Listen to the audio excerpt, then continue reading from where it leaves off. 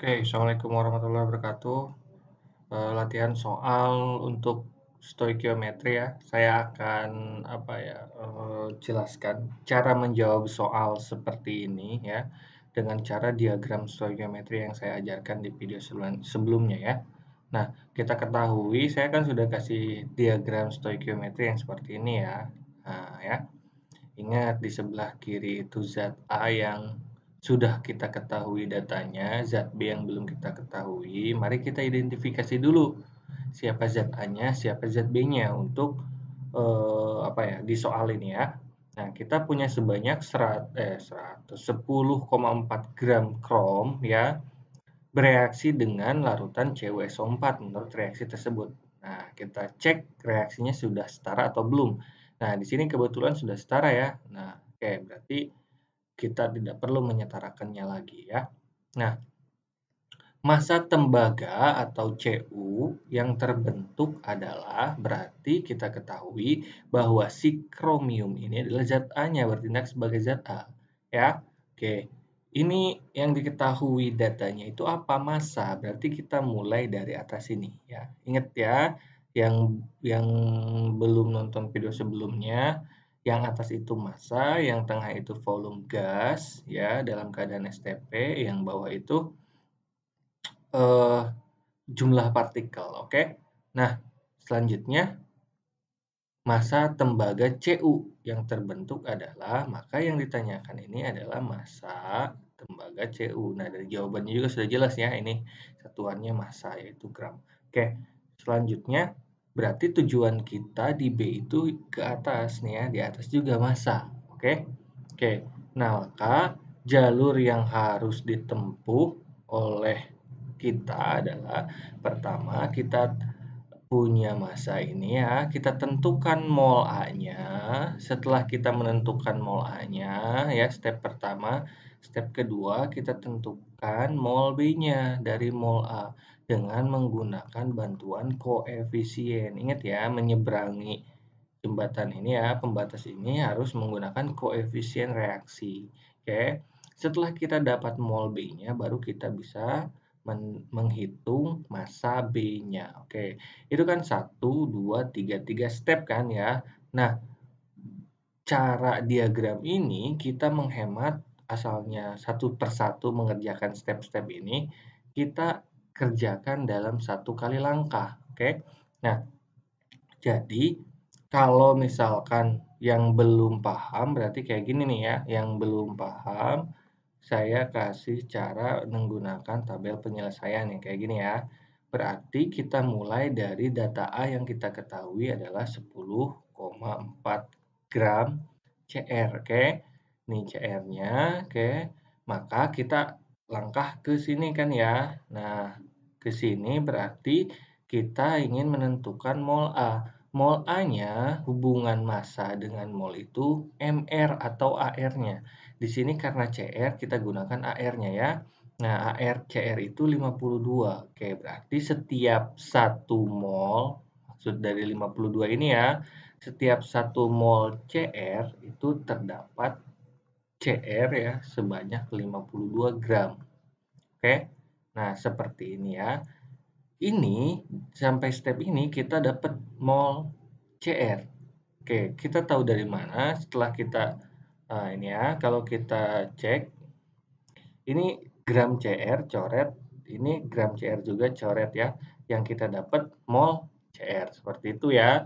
Nah, selanjutnya kita lanjut. Nah, kita ingin menentukan mol B atau di sini B-nya itu Cu. Mol Cu bisa kita dapat dari perbandingan koefisien karena kita menyeberang garis tengah ini ya. Nah, perbandingan koefisien. Ingat koefisien yang ditanya atau koefisien B selalu di atas, oke? Nah, berarti koefisien Cu-nya berapa ini? 3, oke? 3 mol Cu, oke? Dibagi koefisien yang diketahui CR ya. CR-nya itu 2, koefisiennya 2 mol CR, oke? Nah, selanjutnya dari sini kita dapat mol Cu. Dari mana kita tahu kita dapat mol Cu? Kita lihat konversi ke satuannya. Ini mol Cu CR, sorry, ini coret. Nah, kita dapat mol Cu, oke. Nah, selanjutnya yang kita perlukan adalah mengubah atau mencari massa B. Ini step terakhir kan ya. Step terakhirnya itu sama ya, mol dengan massa hubungannya adalah AR ya, atau MR. Karena di sini Cu kita gunakan AR nih. Maksud dari 63,5 itu setiap 1 mol Cu itu memiliki 63,5 gram. Oke. Karena kita ingin menghilangkan satuan molnya, berarti kita tulis yang 1 molnya itu di sini. 1 mol Cu. Oke. Ini bukan memindahkan ini ke sini ya, tapi arti dari definisi dari AR ini ya. Oke, 63,5 gram Cu. Nah, kita dapat gram Cu nih. Dari mana kita tahu kita dapat gram Cu? Ini kan mol Cu. Kita coret. Ini gram Cu. Nah, sisanya kalian tinggal kali ke samping gitu dikali, ke bawah itu dibagi, oke? Atau kita bisa menulis secara matematisnya. Secara matematisnya seperti apa? Kan yang kita cari itu gram Cu ya. Gram Cu itu sama dengan kita mulai dari 10,4. Sebetulnya saya menyalin ini ya ke sini ya. 10,4 gram, oke. Oke, yang kita cari mol CR dulu, berarti kan setiap 1 mol CR itu ya memiliki 52 gram CR, oke. Nah, selanjutnya ini kita dapat ini gram CR, oke, sorry. Nah, selanjutnya kita cari mol apa ya? Mol Cu-nya. Oke, mol Cu-nya kita dapat dari perbandingan koefisien. Oke. Kita tinggal tulis 3 mol Cu, sorry, dibagi 2 mol Cr. 2 mol Cr, oke.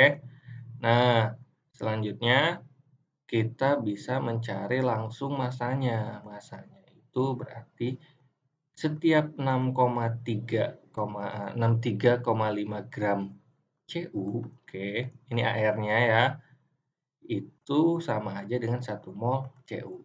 Kayak gitu ya. Nah, maka dari sini kita bisa sama aja sih sebetulnya ya. Kita bisa tahu nih, kita coret dulu ya ini ya, coret. Nah, kan ini tahap pertama dapat mol Cr, tahap kedua dapat mol Cu kan. Ini tahap ketiga dapat massa Cu. Nah, ini dengan cara seperti ini kalian mempersingkat cara pengerjaan kalian ya. Tidak perlu satu-satu dan langsung jadi gitu kan ya. Oke. Nah, setelah kalian hitung ini kita dapat 19,05 gram Cu kayak gitu kan. Oke. Seperti itu. Nah, kalau misalkan kalian sudah apa ya, hatam dengan diagram ini, kalian nggak perlu yang namanya nulis ini ya, gambarin ini sama gambarin ini. Kalian langsung ke sini juga bisa ya. Yang penting yang pertama yang harus kalian pahami itu ini nih AR sama MR-nya. Jadi kalau kalian punya AR CR itu 52, maka artinya ini ya dalam setiap 52 gram CR itu sama dengan 1 mol CR kayak gitu ya. Atau misalkan sama aja dibalik juga ya nggak apa-apa. 1 mol CR itu akan sama dengan 52 gram CR. Kayak gitu dibalik ya. Nah, itu kalian yang harus kalian pahami. Jadi ketika menempatkan di sini ya dengan yang ininya itu kalian harus pahami ya. Itu tinggal dibolak-balik aja ya. Oke. Oke, terima kasih. Wassalamualaikum.